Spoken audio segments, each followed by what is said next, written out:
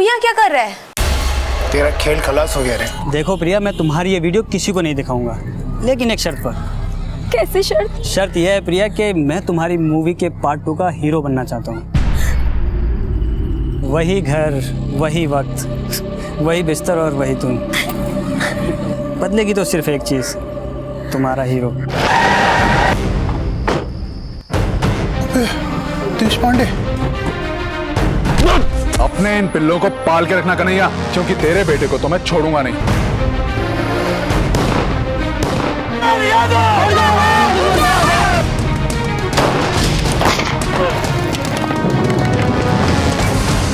जाओ जाकर कह दो अपने उस एसपी से कि उसकी टक्कर यादव के साथ है, कन्हैया लाल यादव।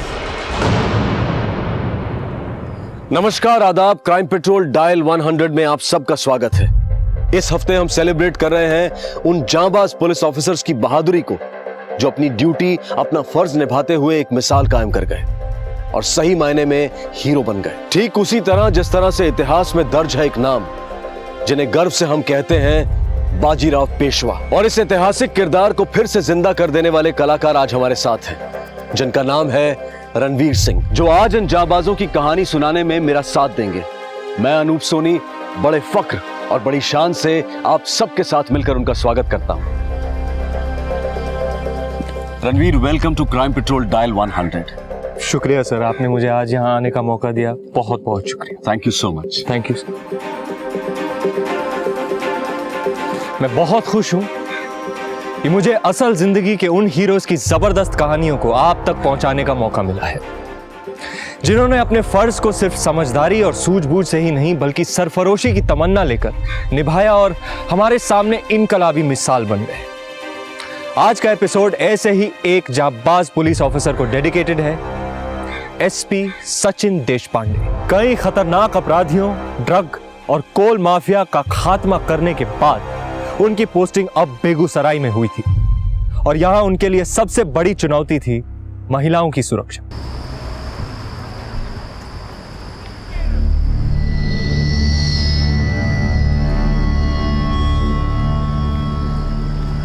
भैया स्टेशन रोड। नहीं,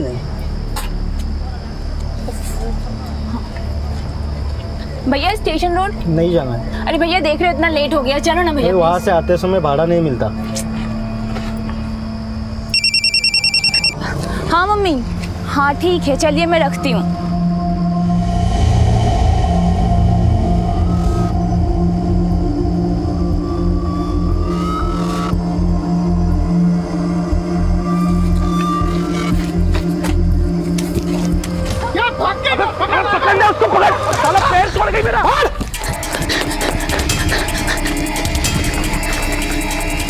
भाई पकड़ उसको। अबे भाई, अरे मुझे लग रहा उधर से गई है। पकड़ पकड़, चल। हेलो, कुछ गुंडे मेरे पीछे पड़े हुए हैं, मुझे प्लीज बचा लीजिए। मैं डाक बंगले रोड पे हूँ।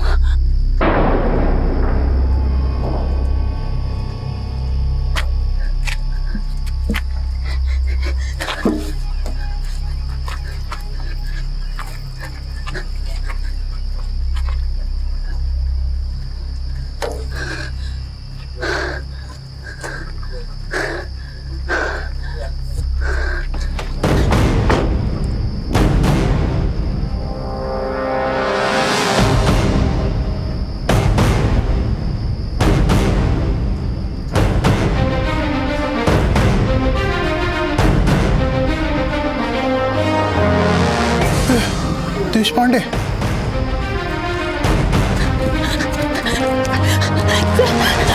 अच्छा वो आप आ गए। ये लोग मेरे साथ जबरदस्ती करने की कोशिश कर रहे थे सर। अब तुम बिल्कुल सेफ हो। रुक। अरे सब समझाइए क्या कर रहे हो? सच बता रहा हूँ। हाँ, सच बता रहा।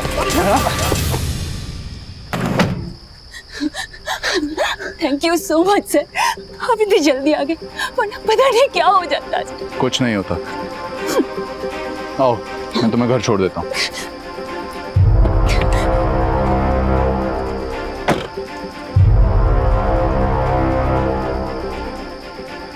सबको देखकर ऐसा लग रहा होगा कि मौका वारदात पर पहुंचा ये ऑफिसर लड़की का कोई दोस्त या रिश्तेदार होगा, लेकिन ऐसा नहीं था, बल्कि महिलाओं के रक्षक बनकर उभरे एसपी सचिन देशपांडे, जिनका पर्सनल मोबाइल नंबर बेगूसराय की हर लड़की के मोबाइल फोन बुक में था, जो कि उन्होंने खुद दिया था। और कोई भी लड़की या औरत बेझिझक किसी भी वक्त उन्हें उनके पर्सनल मोबाइल पर कॉल कर सकती थी। सचिन देशपांडे केवल शहर के एसपी नहीं, बल्कि महिलाओं के रक्षक और एक अच्छे दोस्त की तरह थे। अरे अरे मैडम, आप कहाँ जा रही हैं? मुझे देशपांडे जी से मिलना है। साहब नहीं है। कहाँ गए वो? हमारे साहब को खाना पीना सोना भी होता है। अरे थोड़ा तो सांस लेने दीजिए उन्हें। अच्छा ठीक है, आप ये बुके उन्हें दीजिएगा। जी मैं दे दूंगा, आप जाइए। सर वो बेगूसराय केस में हमें नई कड़ी हाथ लगी है सर। वेरी गुड जी सर। उस फाइल को भी you are really the super hero, congratulation. Thank you. Sir ये आपके लिए।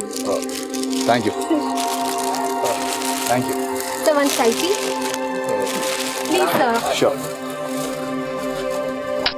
Thank you sir. मैडम बस thank you so much. Sir एक छोटा सा साइबर कैफे ही तो था सर, मैं संभाल लेता। आपने को तकलीफ की?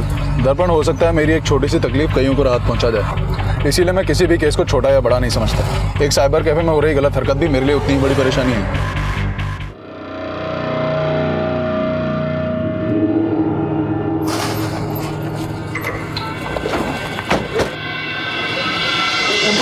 क्या चल रहा है? रंगीन फिल्म चल रही है, देख अंदर देख, सबको देख दर्पण। क्या क्या क्या ये क्या है? लाइन में लगाओ। माफ करना सर, आज के बाद ऐसा बिल्कुल नहीं होगा। चुप। अब दोबारा तेरे साइबर कैफे में ये सारी हरकतें होते देख लिया ना मैंने, तो तुझे भी ऐसी एक वीडियो में बैठा दूंगा मैं। नहीं होगा सर, बिल्कुल नहीं होगा। माफी मांगो। दोबारा ऐसा मत करना। सर एक बात समझ नहीं आई, आपने इन्हें वीडियो देखते पकड़ा भी लेकिन अरेस्ट नहीं किया। हम चाहते तो इन्हें अरेस्ट करके अच्छा सबक सिखा सकते थे सर। दर्पण, हम चाहने को बहुत कुछ कर सकते हैं एंड डेफिनेटली हमें करना भी चाहिए, पर अगर मुजरिम सुधरना चाहता हो और उसका जुर्म ज़्यादा बड़ा ना हो तो उसे सुधरने का एक मौका देना चाहिए। यहीं इसकी जगह कोई ऐसा मुजरिम होता जिसने समाज को काफ़ी नुकसान पहुंचाया होता तो उसे मैं किसी भी हालत में जाने नहीं देता। हेलो देशपांडे। या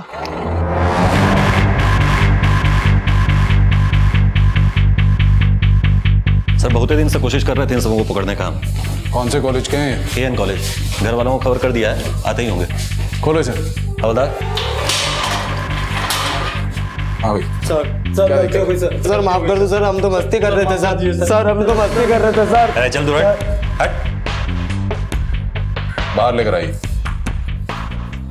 चल चलना चल। खड़ा रहा। तुम सब कॉलेज के स्टूडेंट्स हो इसीलिए छोड़ रहा हूँ, FIR नहीं कर रहा तुम्हारे खिलाफ, वरना करियर खत्म हो जाएगा एक एक का। पर तुम लोगों को वो सजा जरूर मिलेगी जो हर स्कूल कॉलेज के बच्चों को सुधारने के लिए दी जाती है।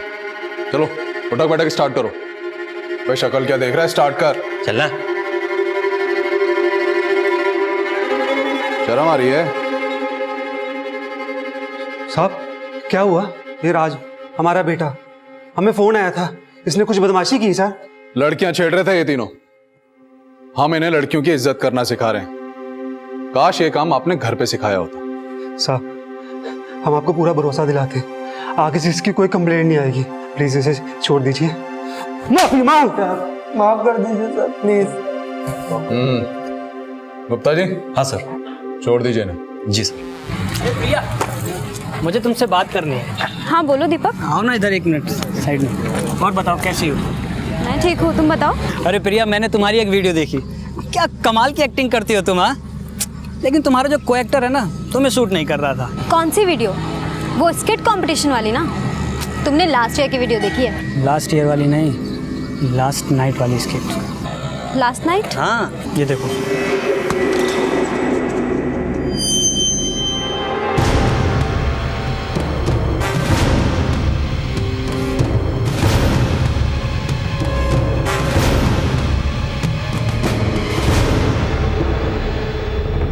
अरे प्रिया, तुम तो रोने लगी।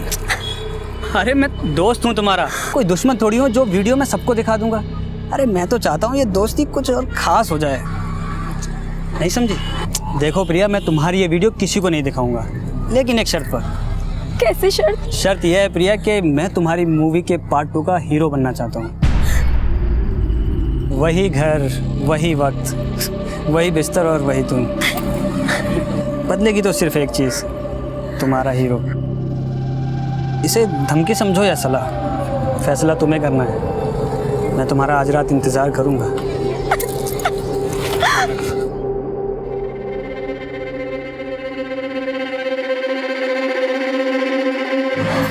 क्या हुआ, क्या है प्रिया?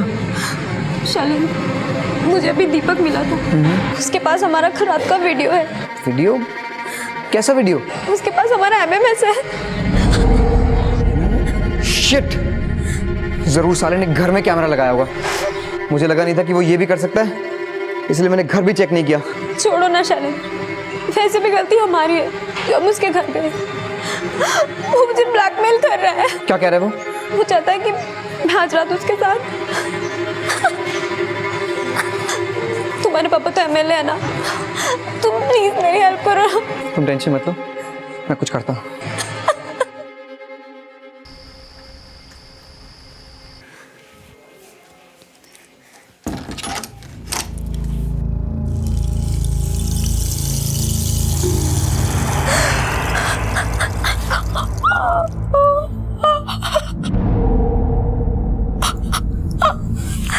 शर्त यह है प्रिया कि मैं तुम्हारी मूवी के पार्ट 2 का हीरो बनना चाहता हूँ।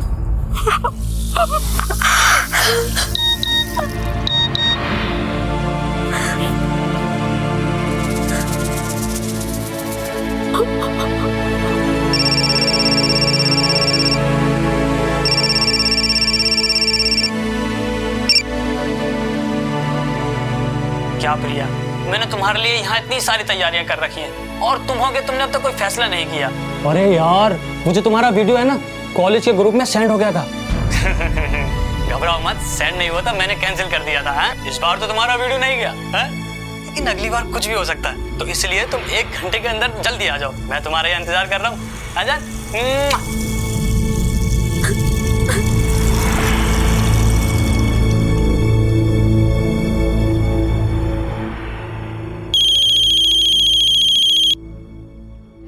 हाँ प्रिया बोलो।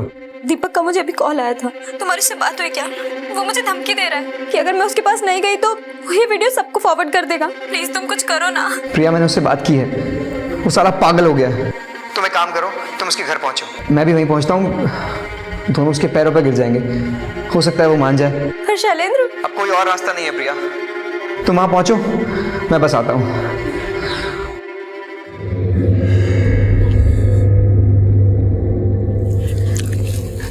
पापा, मैं अभी आती हूँ। इस वक्त कहाँ जा रही हो? वो स्टेशनरी से ग्राफ बुक लेना है ना, कल प्रोजेक्ट सबमिशन का लास्ट डेट है। ठीक है, जाओ, लेकिन सुनो, जल्दी आ जाना।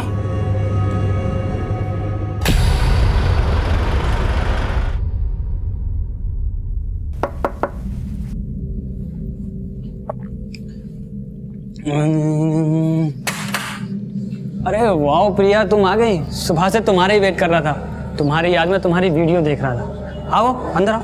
नहीं, पहले ये बताओ शैलेंद्र कहाँ है? प्रिया मैं यही हूँ, अंदर आ जाओ।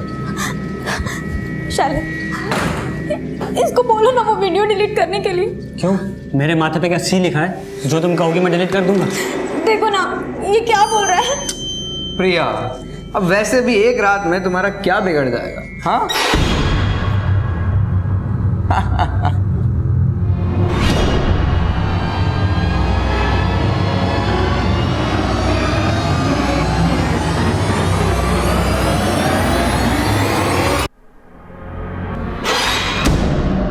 शैलेंद्र, ये तुम क्या बोल रहे हो? अरे भाई ठीक ही तो कह रहा हूँ भाई। मैं तो कहता हूँ कि मेरे दोस्त दीपक को तुम एक चांस दे ही दो, क्या पता है मुझसे ज्यादा टैलेंटेड निकले। तुमसे तो मैं कभी जिंदगी में नहीं मिलूंगी। तुम पे भरोसा करना मेरी जिंदगी की सबसे बड़ी भूल थी। अरे प्रिया, अपना वीडियो तो देख लो, देखो। अरे देखो तो सही। ना अच्छा हो रही है। अगर मैंने इसे एक बटन दबाया ना तो ये सब में फैल जाएगा, हैं?